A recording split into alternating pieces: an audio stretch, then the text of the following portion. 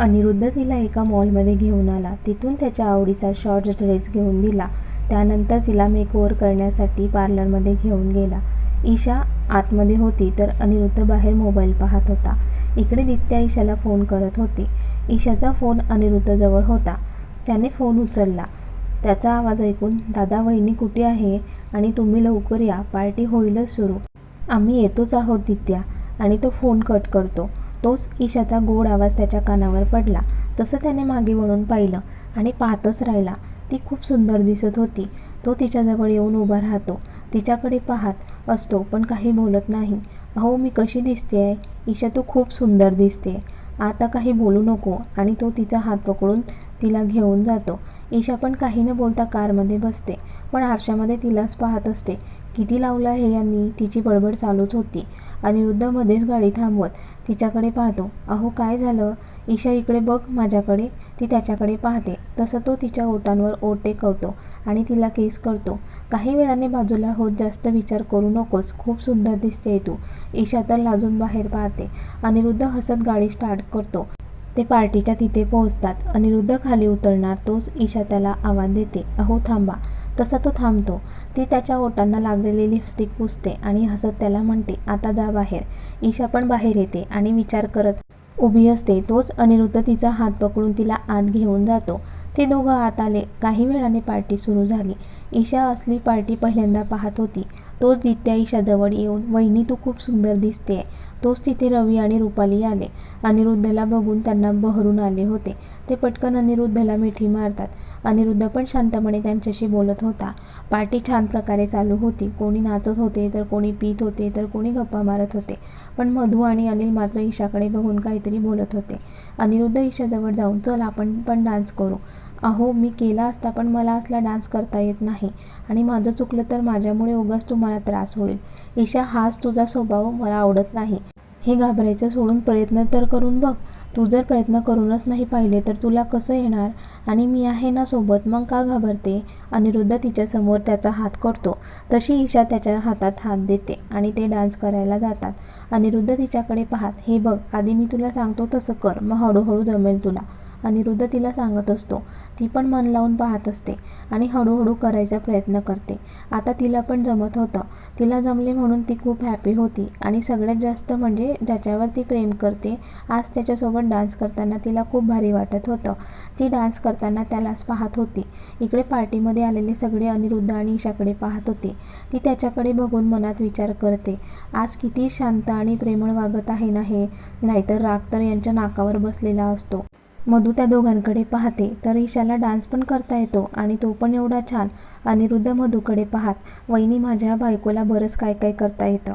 आता ईशा त्या दोघांकडे पाहत मनात विचार करत, उगाच बोलल्याने भांडण व्हायचं, त्यापेक्षा मी यांना दुसरीकडे घेऊन जाते. आणि ती अनिरुद्धकडे पाहत, अहो मला ज्यूस प्यायचा आहे, चला तिकडे जाऊ. तो तिला घेऊन जातो. ती ज्यूस घेते आणि पीत असते. तोच तिथे दित्या पण येते आणि ती ईशासोबत बोलत असते. वहिनी ती आणि दादाने मिळून खूप छान डान्स केला. इकडे अनिरुद्ध एक बिअरचा ग्लास घेतो आणि पीत असतो. पण त्याला मगाशी केलेला डान्स आठवतो आणि तो गालातल्या गालात हसतो. तो एक ग्लास पिऊन शांत बसलेला असतो. तोच अनिल त्याच्याजवळ येऊन एक बॉटल संपवणारा अनिरुद्ध चक्क आज एकच ग्लास पितो. हे कसं काय? का ईशाला घाबरतोस का?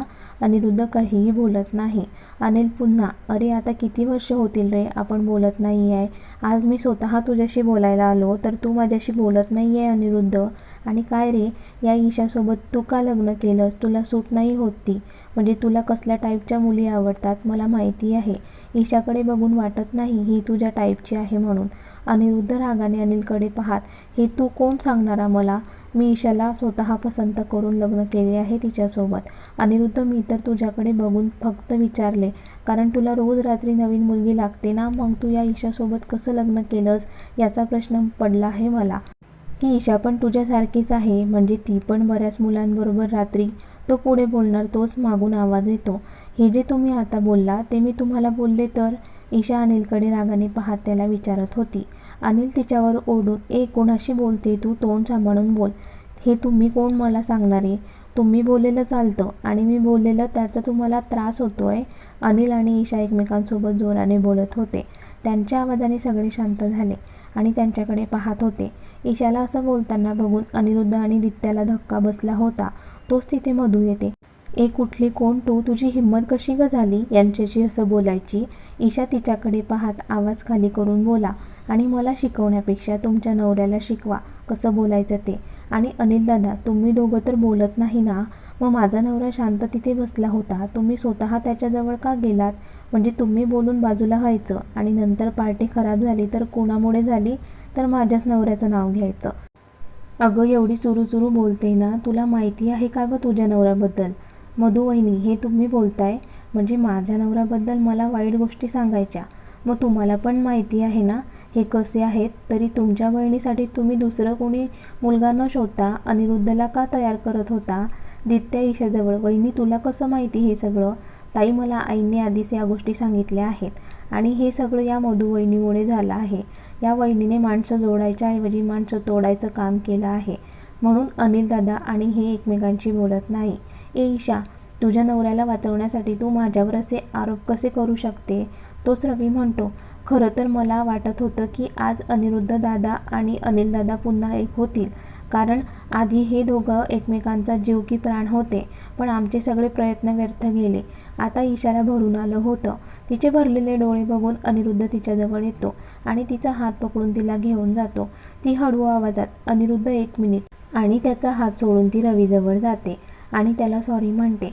मला या आनंदाच्या क्षणी काही असं वागायला नको होतं, पण माझ्याकडे बोलण्याशिवाय पर्याय नव्हता. सॉरी, माझ्यामुळे हे सगळं झालं, सॉरी. आणि ती अनिलकडे पाहत, दादा चूक नक्की माझ्या नवऱ्याची आहे की तुमच्या बायकोची याचा विचार नक्की करा. आणि जसं तुम्हाला जी मुलगी आवडली तुम्ही तिच्यासोबत लग्न केलं, तसं माझ्या नवऱ्याला मी आवडली म्हणून त्यांनी माझ्यासोबत लग्न केलं. एवढं बोलून ती जायला लागली. तोच मधूने तिला धक्का दिला तशी ती खाली पडली आणि तिला कपाळाला टेबलचा कॉर्नर लागला. ईशा जोरात आ ओरडली. तिचा आवाज ऐकून अनिरुद्ध आणि दित्या तिच्याजवळ पळत आले. अनिरुद्धने पटकन त्याचा रुमाल काढून तिच्या कपाळाला बांधलं. त्यामुळे रक्त यायचं थांबलं. दित्या मधू वहिनीकडे रागाने पाहत, वहिनी तू कशी आहे ना हे सगळ्यांना माहिती आहे. आणि एक गोष्ट चांगली झाली ती म्हणजे तुझ्या बहिणीचं आणि माझ्या दादाचं लग्न नाही झालं, नाहीतर तिने पण तुझ्यासारखेच माणसं तोडायचे काम केले असते, जसं आज तू अनिल दादाला आमच्यापासून तोडलं आहे.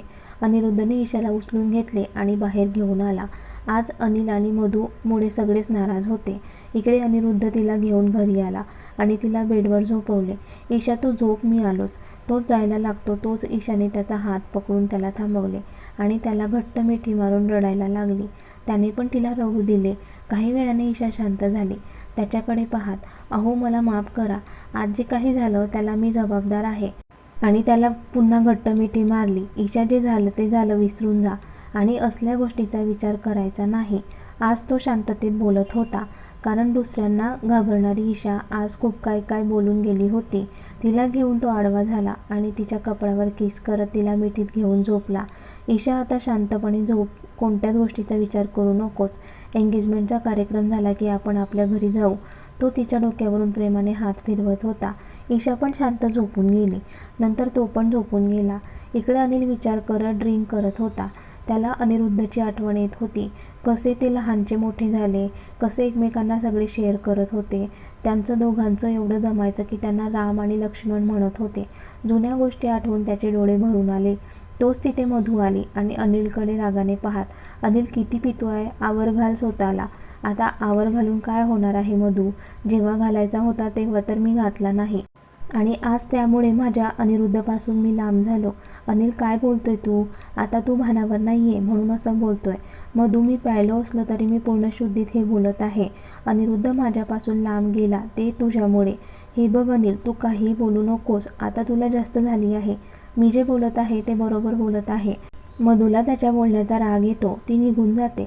सकाळी ईशाला जाग येते. ती पाहते तर अनिरुद्ध तिला मिठी मारून झोपला होता. तिने त्याला कपाळावर किस केले आणि तिचं आवरून खाली आली. आज एंगेजमेंट असल्यामुळे घरात सगळ्यांची धावपळ सुरू होती. ईशा आईजवळ येऊन उभी राहते. ईशा, काल पार्टीमध्ये जे काही झालं ते दित्याने सांगितलं. आई तुम्ही काळजी करू नका, मला जे बोलायचं होतं ते मी बोलले.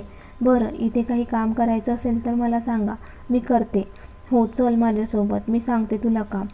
आई ईशाला काम सांगतात. ईशा पण मन लावून सगळं काही पाहत होती. वंदनाताई आणि रवीची आई बोलत होते. काल मधू खूप चुकीची वागली. खरं तर आज तिच्यामुळे अनिल आणि अनिरुद्ध एकमेकांशी बोलत नाहीये.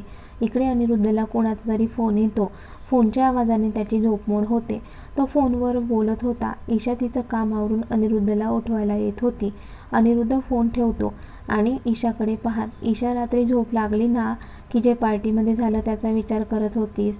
हो, मला झोप लागली. छान. बरं, तुमचं आवरून घ्या आणि खाली चला, सगळे नाश्त्यासाठी जमले आहे.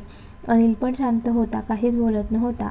मधू विचार करत, आता माझा नवरा जे रात्री बोलला होता ते विसरला असेल, पण तसं काही नव्हतं.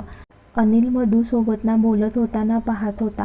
बायकोचा ऐकणारा अनिल आज बायकोला अजिबात भाव देत नव्हता. आता मधूला खूप राग आला आणि ती तिचं सामान घेऊन जायला लागली. अनिल, आपल्याला इथे थांबायची अजिबात गरज नाहीये, आपण जाऊया आपल्या घरी. हे बघ मधू, मी इथे एंगेजमेंटला आलो आहे. तुला थांबायचं नसेल तर तू जा. मधू त्याच्याकडे रागाने पाहत, अरे अनिल, तुला झालं तरी काय आहे?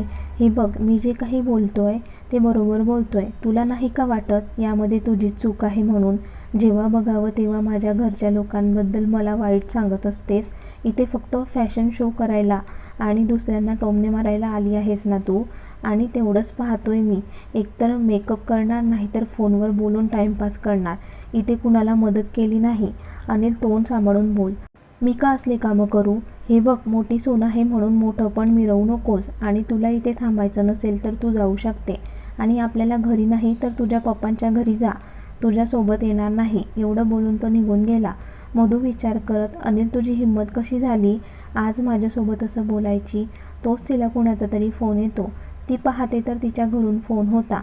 तिची आई तिच्या बहिणीची गोष्ट सांगत होती आणि मधूला समजावत होती. आतापर्यंत जशी वागलीस ते सगळं सोडून चांगलं वाग.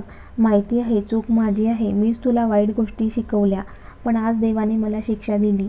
तू अनिलसोबत नीट वाग. अनिल खूप चांगला मुलगा आहे. एवढं बोलून तिची आई फोन ठेवून देते. मधू विचार करत, काय करू मी आता? तिचे डोळे भरून आले होते. तोच तिला बाहेरून कोणीतरी आवाज दिला. तशी ती फ्रेश होऊन बाहेर निघून गेली. सगळे त्यांचं आवरत होते. ईशा पण तिचं आवरत होती. काल जो प्रकार घडला त्यामुळे तिला जायचं नव्हतं, पण तिचा नाईलाज होता. तिने तिची तयारी केली. साधी सिंपल तयारी केली होती, पण त्यात पण ती खूप सुंदर दिसत होती. अनिरुद्ध तर तिलाच पाहत होता. त्याने तिला मागून घट्ट मिठी मारली. बायको, तू आज पण खूप सुंदर दिसते. फक्त ते चेहऱ्यावरचं हसू कुठे गायब झालं आहे? तुझ्या मनात काल जे झालं त्याबद्दल भीती आहे का अजून? हे बघ ईशा, जे झालं ते विसरून पुढे जायचं. असा विचार करत बसायचा नाही आणि दुसऱ्यांमुळे असं नाराज अजिबात राहायचं नाही. त्याने तिच्या ओठांवर ओठ टेकवले आणि तिला किस करू लागला. आजकाल तिला अनिरुद्ध जवळ असलेला खूप आवडत होतं, कारण तो तिच्यासोबत खूप प्रेमाने वागत होता. इकडे घरात सगळे आनंदी होते. अनिरुद्धने तिला बाजूला केलं आणि त्याचा आवरत होता. ईशा अजून पण नाराज होती. ईशा घाबरत अनिरुद्धकडे पाहत, एक सांगितले तर रागवणार नाही? अनिरुद्ध तिच्या गालावरून हात फिरवत, बोल. नाही रागवणार. ती घाबरत, अहो ते म्हणजे मला वाटतं तुम्ही आणि अनिलदादांनी एकदा बोलावं. जे झालं ते विसरून जा आणि आधीसारखं सगळे एकत्र राहा. हे बघ ईशा, काल काय झालं हे तुला चांगलंच माहिती आहे, तरी तू ही बोलते आहे. हो माहिती आहे, पण तुम्ही बोलायला लागले तर दोन घर पुन्हा एकत्र होतील. आज एंगेजमेंट आहे, ती एन्जॉय करू. आता हा विषय इथेच राहू दे आणि चल खाली. ते दोघं खाली आले. जास्त कोणाशी बोलत नव्हते. काही वेळाने एंगेजमेंट चालू झाली. दोघांनी एकमेकांना रिंग घातली. सगळे आनंदाने टाळ्या वाजवत होते. ईशा पण सगळ्यांसोबत गप्पा मारत होती. तोच तिचं लक्ष अनिरुद्धकडे जातं. तो फोनवर बोलत होता. त्यांना तर त्या फोनशिवाय करमत नाही. आता एवढं फंक्शन चालू आहे तर बायकोसोबत उभं राहायचं, पण ते नाही. तोच तिचं लक्ष त्याच्या शेजारी असलेल्या मुलींच्या ग्रुपकडे जातं. त्या सगळ्या अनिरुद्धकडे पाहत होत्या. ह्या आजकालच्या मुली लग्न झालेल्या माणसांना पण सोडत नाही. अरे त्या मुलींना कसं समजणार तो माझा नवरा आहे? तोच अनिरुद्ध तिच्याजवळ येतो. काय ग ईशा, कसला विचार करते एवढा? नाही, कसलाच नाही. ते मला आता कंटाळा आला आहे. अनिरुद्ध हसत, तुलाच यायचं होतं ना इथे? येण्यासाठी नवऱ्यावर पण ओरडली होतीस ना? अनिरुद्ध आणि ती गप्पा मारत होते आणि इकडे अनिलला अनिरुद्धबरोबर घालवलेले दिवस आठवत होते. तोच अनिरुद्धला पुन्हा फोन येतो. तो फोनवर बोलत होता आणि ईशा त्यालाच पाहत होती. आमचं पण लग्न झालं आहे, पण अजून एकमेकांबद्दल प्रेम पण आहे, पण असं मनापासून कोणीच व्यक्त केलं नाही आहे. इकडे सॉन्ग चालू होतं. त्याला आवाज येत नव्हता म्हणून तो साईडला जाऊन बोलत होता. बोलणं झाल्यावर तो मागे वळला. तोच समोर अनिल उभा होता. अनिरुद्धने त्याला इग्नोर केलं आणि जाऊ लागला. तोच अनिलने त्याला आवाज दिला, अनिरुद्ध थांब. अनिरुद्ध पण थांबला आणि अनिलकडे पाहत, हे बघ, काल जे झालं ते झालं. आज इथे एंगेजमेंट आहे. आपल्यामुळे कुणाला काही त्रास नको व्हायला. बरं बोल, तुला काय बोलायचं आहे? अनिरुद्ध, काल चुकी माझी होती. मी मनापासून तुला सॉरी म्हणतो. हे बघ अनिल, मला सॉरी बोलून काय होणार आहे? काल तू माझ्या बायकोला वाटेल ते बोलला आहे. तिला सॉरी म्हणायला पाहिजे तू. आणि तुला माहिती आहे अनिल, मी इथे येणारच नव्हतो, पण माझ्या ईशासाठी इथे आलो आहे. अनिल त्याच्याकडे पाहत, ते समजतंय अनिरुद्ध, तू किती प्रेम करतो ईशावर. अनिल, माझं प्रेम तिच्यावर आहे हेही मला माहिती नाही. कारण प्रेम हा शब्द माझ्यासाठी काय आहे हे तुझ्यापेक्षा चांगलं कुणालाच माहिती नसेल. खरं तर लग्नानंतर ईशाला मी खूप त्रास दिला आहे, पण आता मी पूर्णपणे प्रयत्न करतोय की माझ्याकडून आता ईशाला काहीही त्रास होणार नाही. अरे पण ईशा खूप प्रेम करते तुझ्यावर, मी पाहिलं आहे तिच्या डोळ्यात. हे बघ अनिल, ती लहान आहे, तिला प्रेम काय असतं नाही माहिती. बरं, तुझं बोलून झालं असेल तर मी जाऊ का? अनिरुद्ध जायला निघाला. तोच अनिलने पुन्हा आवाज दिला. तसा अनिरुद्ध थांबला. अनिरुद्ध, आपण ज्या दिवसाचे बोलत नाही आहे त्या दिवसापासून एक दिवसही असा नाही की मला तुझी आठवण आली नसेल. कधी कधी वाटायचं सगळं विसरून तुझ्याजवळ यायचं, पण तसं झालं नाही. हे बघ अनिल, आपल्यामध्ये जे झालं ते कधी ठीक होईल की नाही मला माहिती नाही. त्यापेक्षा आपण एकमेकांच्या लांब राहिलेलं बरं. अनिरुद्ध, मान्य आहे मी चुकीचं वागलो, पण आता मला जाणीव झाली आहे. ते ठीक आहे. समजा आपण आधीसारखे बोलायला लागलो, पण मधू वहिनीला नाही चालणार ते. अनिरुद्ध, तू मधूचं टेन्शन घेऊ नको, मी समजावेल तिला. अनिल, तू तुझ्या लाईफमध्ये खुश राहा. एवढं बोलून तो निघून गेला. ईशा शांत बसली होती. अनिरुद्ध तिच्या शेजारी जाऊन बसला. काय झालं ईशा, अशी तोंड पाडून का बसली आहेस? नाही, काही नाही. आता सांगतेस का? ईशा, काय झालं ते तरी सांग. ती काही बोलत नाही. शेवटी तो वैतागत, चल आपल्याला घरी जायचं आहे ना. अहो, एंगेजमेंट तर होऊ द्या ईशा, आपल्याला जायला लेट होईल नाहीतर. बरं जाऊया, मी 5 मिनिटात बोलून येते. आणि एकेकाला भेटत असते. दित्याजवळ जाऊन, ताई आम्ही निघतोय. थांबलो असतो पण तुम्हाला हे कसे आहे माहिती आहे. आणि ती भेटून त्याच्यासोबत निघून गेली. ती तिचं सामान पॅक करत होती. तिला काहीतरी आठवतं आणि ती बाहेर जाते. अनिरुद्ध तिला आवाज देत असतो आणि त्याचं पण सामान ठेवत असतो. तोच दरवाजा ओपन होतो. त्याला वाटतं ईशा आहे. ईशा, चल आवर लवकर. तो तिच्याकडे न पाहताच बोलत होता. तोच आवाज आला, अनिरुद्ध मला बोलायचं आहे. आवाज ऐकून त्याने तिकडे पाहिलं तर समोर मधू उभी होती. इथे काय करते? मला अजिबात वेळ नाही आहे. अनिरुद्ध, मी तुझा जास्त वेळ घेणार नाही. बरं बोल. अनिरुद्ध, मला माफ कर. मी खूप चुकीचे वागले. माझ्यामुळे तुम्ही वेगळे झालात. ते आजपर्यंत वेगळे आहात. प्लीज तुम्ही सगळं विसरून पुन्हा एक व्हा. मी मनापासून तुझी माफी मागते. हे बघ मधू, तू बोलून काहीही उपयोग होणार नाही. मला जेव्हा गरज होती तेव्हा मी एकटा होतो, पण आज माझ्यासोबत माझी बायको आहे. मान्य आहे ती लहान आहे, तिला जास्त कळत नाही, तरी ती मला साथ देते. आणि खरं तर ती इतर मुलींप्रमाणे नाही आहे. तिला बघून आधी वाटायचं की तिने पण पैसे बघून लग्न केले, पण ती तशी नाही आहे. खूप वेगळी आहे माझी ईशा आणि मला ती आवडते. तू जाऊ शकते मधू. एवढं बोलून तो त्याची पॅकिंग करायला लागतो. मधू पण जास्त काही न बोलता निघून गेली. पण या दोघांचं बोलणं ईशाने ऐकलं होतं. ती विचार करत होती, खरंच अनिलदादा आणि मधू वहिनीला पश्चाताप होत असेल तर अनिरुद्ध आणि अनिलला एकत्र आणण्यासाठी ईशा काही करेल का? बघूया पुढील भागात. आणि कथेचा हा भाग कसा वाटला कमेंट करून नक्की कळवा. आणि व्हिडिओला लाईक, शेअर आणि लाईव्ह मराठी स्टोरी चॅनलला सबस्क्राईब करायला विसरू नका. धन्यवाद.